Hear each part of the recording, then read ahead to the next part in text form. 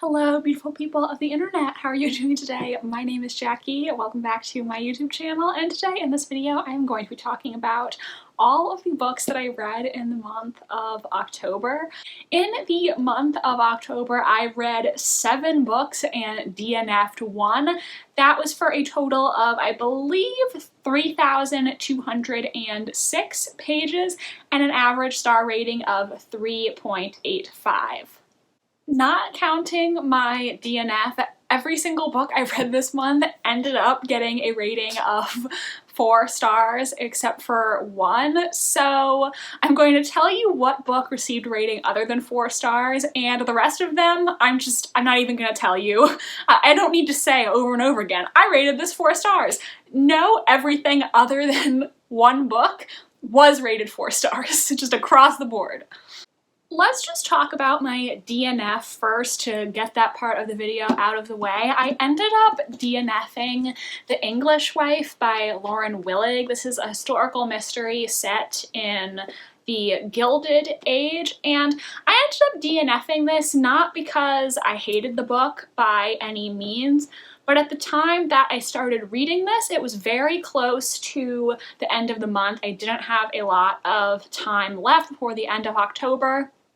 I read about 65 pages of this, and I wasn't really loving it. I thought it was okay, but personally, the way it was written didn't vibe with me. The author used a lot of similes and metaphors, and those 65 pages or so that I read, I didn't feel like I was connecting to the characters or the story in any way.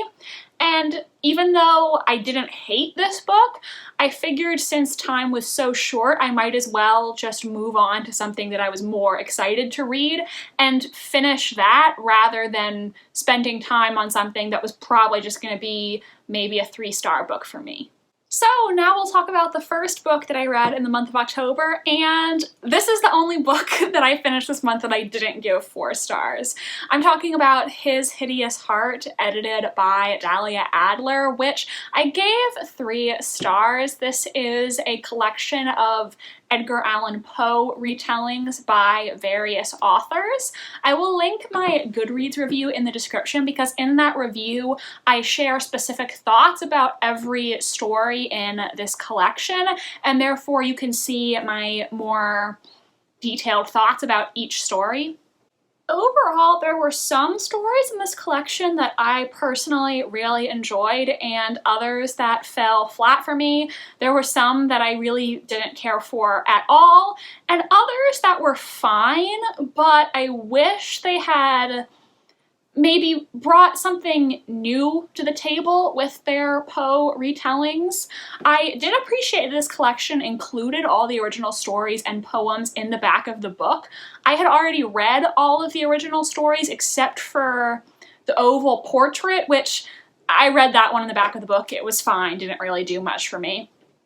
But I really appreciate that all the Poe stories were included, so even if you've never read Poe before, you could still see the original source material that these authors took as inspiration. Overall, there were some good stories in this collection, others that I didn't enjoy as much. Overall, I was a little bit disappointed because since this was a collection of Poe retellings, I wanted the stories to be more gothic, to be spookier, and a lot of them just didn't give me the atmosphere that I was looking for in the month of Halloween. So I read 2 books this month that were not on my October TBR because I had put these books on hold from the library and they were ready for me earlier than I expected. So unexpectedly, I ended up reading 2 thrillers this month. The first of which was Local Woman Missing by Mary Kubica. I saw so much hype for this book on Bookstagram. I saw so many 5-star reviews and I just knew I had to read it. This was my first time ever reading a Mary Kubica book and I enjoyed it. I did not love this book as much as the people that I saw on Bookstagram, but it was an entertaining mystery read. Basically, the premise of this book is that years ago, a woman named Shelby disappeared, and then around the same time, a mother named Meredith and her daughter Delilah also went missing. But now, years later, a girl who claims that she is Delilah comes back. And that's basically the premise of this book. We follow different perspectives in different timelines, including Meredith's perspective before her disappearance. I did end up predicting whodunit in this book, but to be honest, I didn't really have a good reason for feeling that way. I basically just sat back and I thought to myself, why is this character a character in this book? Because oftentimes when you're reading a mystery or a thriller, things aren't mentioned for no reason. Information is there intentionally because later it's going to be relevant, and I just kind of didn't understand why this character was in this book when they seemingly didn't have a lot to do with what was going on, and that caused me to think that eventually it was going to be revealed that they were involved in the crime, which was the case. That being said, I knew the who, but I didn't know the why, and as the truth of what really happened came out, I was surprised by some of the sequence of events, so that was enjoyable to read. I devoured this book. I read the entire thing in almost one day because I started reading it while I was on a plane to go visit my dad, and I read probably like 80% of this book in one sitting. I did think some aspects of the ending were very overdramatic and unbelievable, so I didn't entirely like certain aspects of the ending. I also kind of still had some lingering questions after I finished the book. There were some things that I don't think were ever answered, and some things that I guess were just red herrings and then they were never mentioned ever again. But one thing this book did that I really appreciate is there were some details mentioned earlier in the book that I didn't think much of at the time that ended up being relevant in the end. And I always love when that happens in thrillers. Overall, Local Woman Missing was a good book. Not great, but I did enjoy it. Next up, I read A Perilous Undertaking by Deanna Raybourn, which is the second in the Veronica Speedwell series, and God, I am really loving this series so far. This is a mystery series set in the Victorian era, and Veronica Speedwell is a lady adventuress who solves crimes with the help of her brooding colleague Stoker, and I kind of really want the two of them to be a couple because they have amazing chemistry and I'm obsessed with their constant banter and teasing of each other. It's so much fun.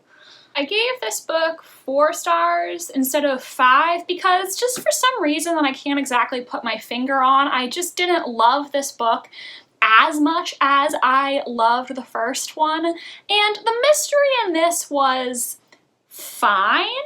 Basically, the premise of this book is that Veronica is asked by a woman to prove the innocence of her friend who is about to be executed for the murder of his lover that she believes he did not actually commit. There are a very small group of suspects in this book, and at one point or another, I think Veronica and Stoker consider that every single one of them could possibly be the killer. So I feel like no matter who it ended up being in the end, I wasn't really going to be that surprised because there were only like 5 people that it could have possibly been. There really weren't that many options. Really, though, my favorite part of these books isn't even the mystery. I just love Veronica and Stoker's relationship. I love their witty banter and how they tease each other, but they also really care for each other deeply, and I love the shenanigans that they get up to in the books. I really just like this series' playful touch, I guess you could say, and the dynamic between the two main characters. So I will definitely keep reading the books in the series to see what these two crazy kids are gonna get up to, and hopefully sooner or later they're gonna admit that they're in love, because I ship it. Next, I read Home Before Dark by Riley Sager. Riley Sager has been a bit of a hit and miss author for me. I really loved The Last Time I Lied. Final Girls was just okay, and Lock Every Door made me feel genuine rage with how much I hated the ending. But I have to say, this is my second favorite book of his, and I enjoyed it immensely.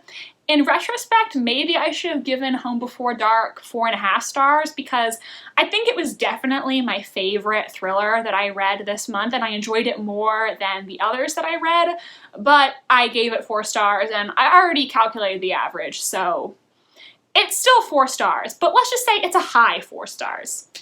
The premise of this book is that we're following a young woman named Maggie, and when Maggie was a child, her family rocketed to fame because her father wrote a book about the supposedly haunted house that they lived in. And one night they claimed that they fled the house because there were evil spirits in the home, and this book became a huge success, though Maggie as an adult believes that her father made the entire book up. After his death, she decides that she's going to renovate this home and sell it, but maybe there is something strange going on in this house. Is it ghosts, or is it something else entirely? Let me tell you, as I was reading this book, I had a theory about what I thought was actually going to happen, and I was convinced that I was right. I was like, I have this all figured out. This is 100% what happened. And then towards the end of the book, it looked like I was gonna be right, and I was gloating. I was probably being a little too cocky, but I was like, I knew it, I figured it out, I'm a genius, wow, cannot believe I got this. And then I kept reading, and Riley Sager hit me with another twist. So I think that was a premature celebration. I was not entirely wrong. I was right about some things, but the person who that I thought did it actually did not do it. And yeah, so I definitely gloated too soon. Now, there were some things in this book that I found a little bit hard to believe. I think, a lot of times Riley Sager's books lean a little more into the outrageous, but it didn't bother me that much. I was like, yeah, that's kind of a little bit unbelievable, but it wasn't like Lock Every Door, where it was just too much. Like, for me, the reason I hated Lock Every Door was because I just thought the ending was so ridiculous. Whereas this book, like, there were some things that were a bit ridiculous, but it wasn't so much that it impacted my enjoyment of the story. I have to say, I immensely enjoyed this while I was reading it. It was super entertaining, and I think it gave me what I was hoping to get from it. So overall, this is my now second favorite Riley Sager book. Then I read the second thriller that was unexpectedly ready for me at the library, and that was For Your Own Good by Samantha Downing. I really enjoyed this book, and I can now say that Samantha Downing is one of my favorite thriller authors. All of the 3 Samantha Downing books that I've read received at least 4 stars from me, and I will definitely read any thrillers that she comes out with in the future because I really enjoy all of her books, and I enjoy how she writes about, frankly, characters who are just horrible people. If you need to have someone to root for when you read a thriller, I don't know necessarily if her books are for you, but I enjoy, just how evil some of her characters are. They're super interesting to read about in a really twisted way. This book takes place at a prestigious private school called Belmont Academy, and one of the main characters we're following is an English teacher named Teddy, who has recently been named Teacher of the Year at the school. And Teddy is not a teacher I think any of us would really want to have. Basically, if he sees a student in his class as being privileged, he sort of takes it upon himself to knock them down a peg or two, and he has some unorthodox means of, in his mind, making his students better people. Teddy is a really interesting character to read about because he does so much horrible stuff in the book, but in his mind, he genuinely believes that he's doing this for the student's own good, or at least that's what he tells himself. So even though he's a horrible person, he has his own strict moral compass that he follows, which is really fascinating to me. I will say I wasn't super crazy about the Fallon parts of this book. I found some of that storyline just a little bit hard to buy. Like, I don't think things would exactly play out that way in real life. This book is a little long for a thriller, and I do think it could have been trimmed up a little bit because around like the 80% mark or so, I was kind of just ready to speed things up a little bit. But I did really love this book. I was surprised so many times, and I absolutely loved the ending. I thought it was really, really great. I believe this book is getting an adaptation starring Robert Downey Jr., and let me tell you, Robert Downey Jr. is not who I was imagining in my mind as Teddy. He looks nothing at all like how I was picturing him in my mind, but I will definitely check out an adaptation of this book since I enjoyed the story so much, and it was just another great thriller from Samantha Downing. I worship at the altar of Samantha Downing, will read all her books. Also, she likes my Instagram pictures when I talk about her books, so that's cool. I'm glad she knows that I appreciate her. Next, I finished reading Voyager by Diana Gabaldon, which is the third in the Outlander series. I really enjoy the television adaptation of this, and so I'm working my way through the books, and I think the 9th one is coming out this year, so I have a lot of catch up to do. Basically, this is a time travel historical romance series, and I can't say that much about the plot of this specific book because it's the third in a series and I don't want to spoil it for anybody. I had parts of this story that I really, really loved and other parts that didn't interest me as much, which is basically the same way I felt watching the third season of the television show, which is inspired by this book, so that wasn't really surprising to me. Season 3 of the TV show has some of my all-time favorite Outlander episodes and also other ones that just didn't really interest me that much. This book was exactly the same way. That wasn't shocking. I will say I absolutely adore the character of Lord John Grey. I don't even know exactly why, but he's one of my favorite supporting characters in these books. I don't care what excuses they come up with to have him keep appearing in the story. I really don't care. Whatever excuse they have to have more Lord John, I'm okay with it because I just really love his character for some reason. And I know there are some spin-off books that follow him as the protagonist, so I'll definitely have to check those out because I love his character. There were some moments in this book, though, that made me uncomfortable. I really disliked the way that the character of Yi Tian-cho was treated in this book. He's a Chinese man who works alongside Jamie, our main hero, and I feel like his character is in many ways a Chinese stereotype, a caricature almost, and I thought it was really cringe. I did not appreciate that, and I'm not entirely sure if Diana Gabaldon wanted me to see the way that Jamie and Claire treat him as problematic, because they're the two main characters of this series. You know, they're our heroes, we're supposed to root for them, and I feel like a lot of times they didn't treat this guy very well. I mean, there were definitely other characters in this book who were definitely meant to be seen as racist towards him, and I think that was the author's intention. I'm just not really sure if she intended for us to take issue with the way that Jamie and Claire treat him or not, but overall his character just felt very stereotypical to me, and it made me not happy, you know.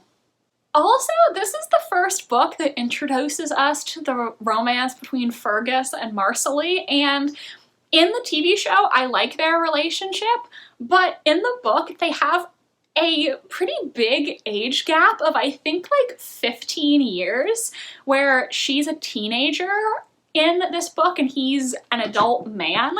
And granted, okay, we're in the 1700s. This was not unheard of by any means, but it made me super uncomfortable, especially since I think Marcelly acts her age. I think it was just really apparent the maturity difference between the two of them in this relationship, and even Jamie himself in the books is really uncomfortable with the relationship at first and basically says, like, you're way too old for her, and I was like, Jamie, I agree. This age gap is super uncomfy.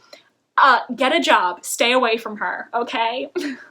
Let me say though, one thing I do want to give Diana Gabaldon kudos for is her depiction of a male character's sexual assault at the hands of a female character. I talked about the Outlander TV show a little bit in the video that I made about the portrayal of male rape on television. I will link that in the card.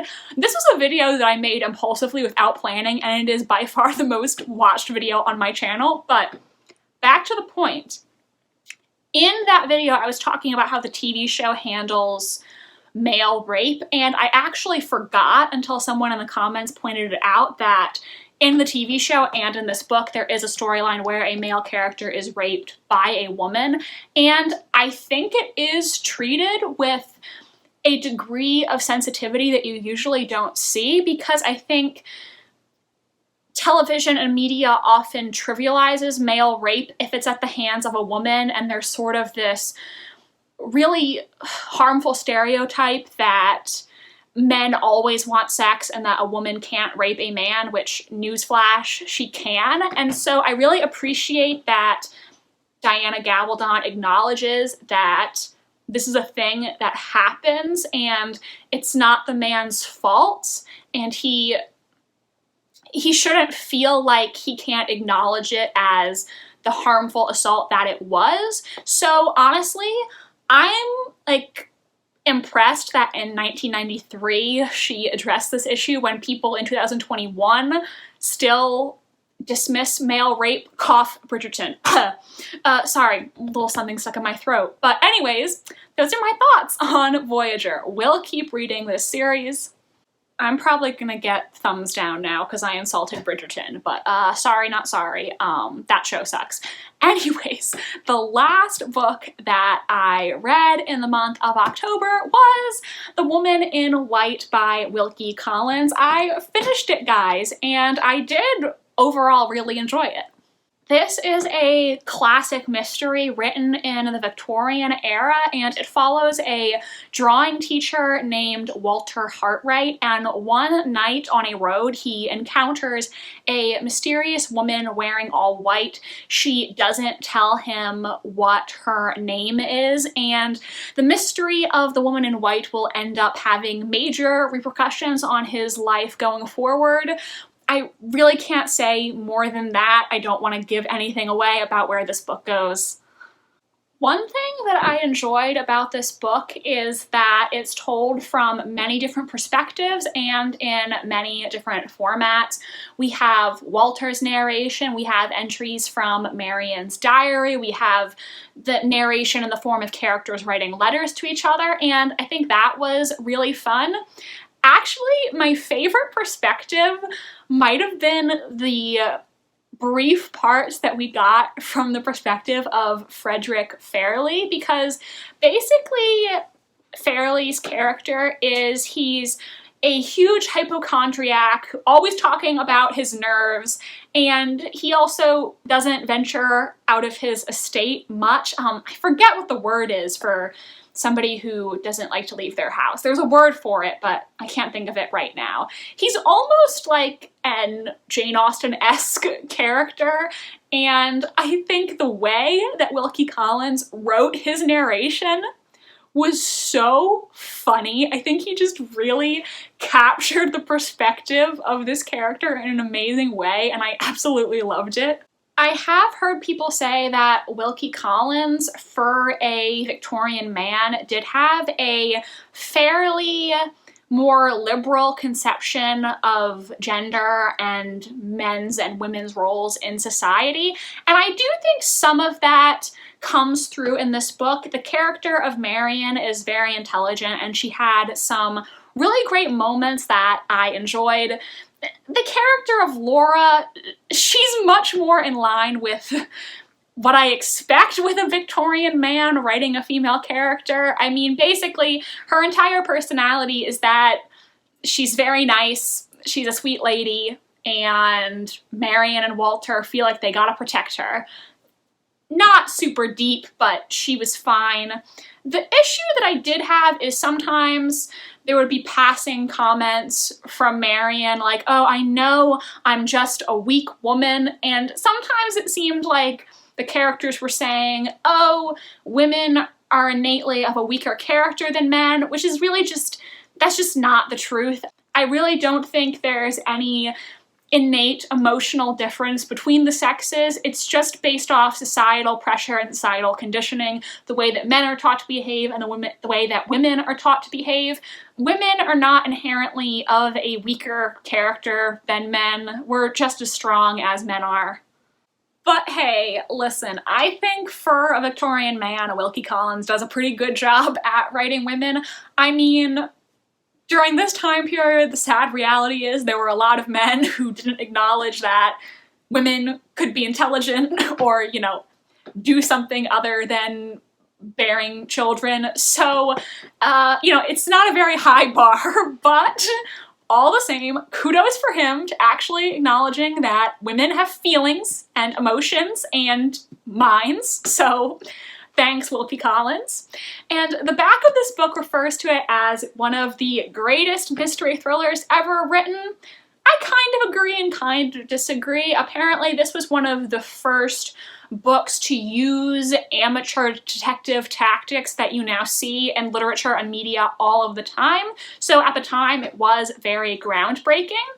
I don't necessarily think there were any super shocking twists in this book, because again, there are only so many characters, so it's not like, oh my god, I can't believe that so-and-so is the bad guy. Like, there were only so many people it could be. There were some people who were clearly suspicious.